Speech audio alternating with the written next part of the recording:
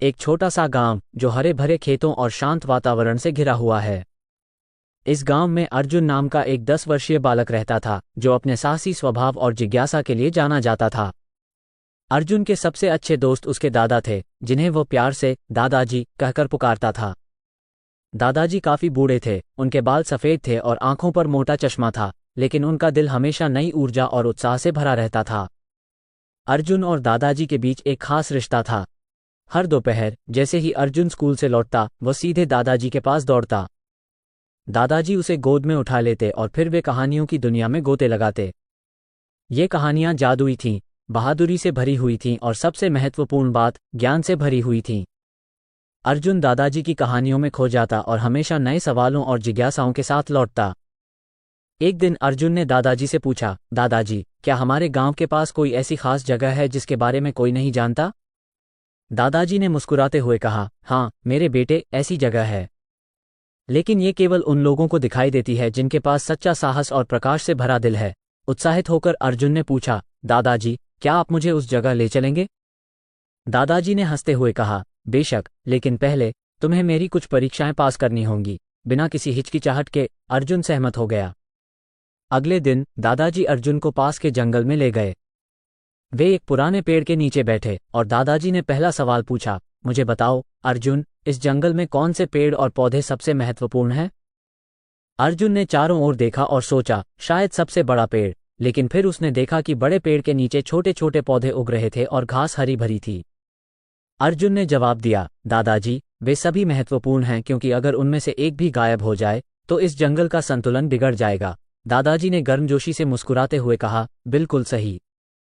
इस दुनिया में हर चीज का अपना महत्व है, चाहे वो बड़ी हो या छोटी, वे चलते रहे। थोड़ी देर बाद वे नदी के किनारे पहुंच गए। दादाजी ने पूछा, अर्जुन, ये नदी बहती रहती है, लेकिन क्या तुम बता सकते हो कि यह कहाँ जा रही है? अर्जुन ने एक पल सोचा और फिर जवाब दिया, दादाजी, ये नदी समुद्र की ओर बह रही है, जहां ये दूसरी नदियों से मिलेगी और फिर बादलों के रूप में वापस आकर बारिश के रूप में गिरेगी। यह एक अंतहीन यात्रा है। दादाजी ने सहमति में सिर हिलाया, तुम बिल्कुल सही कह रहे हो अर्जुन। जीवन भी ऐसा ही है, एक निरंतर यात्रा। दादाजी अर्जुन की समझ से प्रसन्न हुए। उन्होंने कहा, अब तुम अंतिम परीक्षा के लिए तैयार हो। अर्जुन ने उत्सुकता से सहमति जताई। वे एक गुफा के द्वार पर पहुंचे। गुफा के अंदर बिल्कुल अंधेरा था। दादाजी ने अर्जुन से कहा, यह गुफा उस विशेष स्थान का प्रवेश द्वार है, लेकिन यह अंधेरा है। क्या तुम इस अंधेरे में प्रवेश करोगे? बिना सोचे समझे अर्जुन ने कहा, हाँ दादाजी, लेकिन जैसे ही वो अंदर जाने वाला था, उसे थोड़ा डर लगा। उसने दादाजी की ओर देखा, जो उसके बगल में शांति से खड़े थे। अर्जुन ने अपने डर पर काबू पाया और दादाजी का हाथ कसकर पकड़ लिया। दोनों एक साथ गुफा में प्रवेश कर गए। गुफा के अंदर ये भयानक सन्नाटा था। अर्जुन को केवल अपने दिल की धड़कन की आवाज सुनाई दे रही थी। अचानक गुफा के अंदर एक हल्की रोशनी दिखाई दी। अर्जुन दादाजी के साथ रोशनी की ओर बढ़ने लगे। जैसे जैसे वे करीब पहुंचे, उन्होंने देखा कि यह एक विशाल और सुंदर बगीचे की ओर जाता है। बगीचा फूलों, फलों और हरे भरे पेड़ों से भरा हुआ था, मानो वह किसी दूसरी दुनिया का हो। दादाजी ने अर्जुन की ओर रुख किया और कहा, यह एक खास जगह है जिसे केवल वे ही देख सकते हैं जिनमें सच्चा साहस और शुद्ध हृदय है। तुमने सभी सवालों के सही जवाब दिए और अब ये जगह तुम्हारी है। अर्जुन ने आश्चर्य से पूछा, दादाजी, क्या तुम पहले भी यहाँ आ चुके हो? दादाजी ने धीरे से मुस्कुराते हुए कहा, हाँ, जब मैं तुम्हारी उम्र का था तो मेरे दादाजी मुझे यहाँ लाए थे। ये जगह पीढ़ियों से उन लोगों को सौंपी जाती है जो इसकी सच्ची सराहना कर सकते हैं। अर्जुन ने दादाजी को कसकर गले लगाया और कहा, धन्यवाद दादाजी, आपने मुझे एक ऐसी जगह दिखाई है जिसे मैं कभी नहीं भूलूंगा। उस दिन के बाद अर्जुन और दादाजी अक्सर उस खास बगीचे में जाते।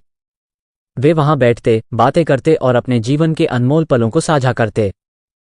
बगीचे ने अर्जुन को जीवन के बारे में कई महत्वपूर्ण सबक सिखाए जो उसने हमेशा अपने साथ रखे। दादाजी ने अर्जुन को एक अमूल्य खजाना दिया था, जीवन को सही नजरिए से देखने की कला। जैसे जैसे समय बीतता गया, अर्जुन बड़ा होता गया और दादाजी और बूढ़े होते गए, लेकिन बगीचा और वहां बनी यादें उनके दिलों में जिंदा रहीं। एक दिन जब अर्जुन खुद दादा बन गए तो उन्होंने अपने पोते से वादा किया कि वे उसे उसी बगीचे में ले जाएंगे जहां उन्होंने अपने दादाजी के साथ जीवन के सबसे अनमोल सबक सीखे थे। ये जीवन की सच्ची विरासत थी, अनुभव, ज्ञान और प्रेम, जो एक पीढ़ी से दूसरी पीढ़ी को हस्तांतरित होता है। कहानी अच्छी लगी हो तो वीडियो को लाइक करें, चैनल को सब्सक्राइब करें। Thank you for watching.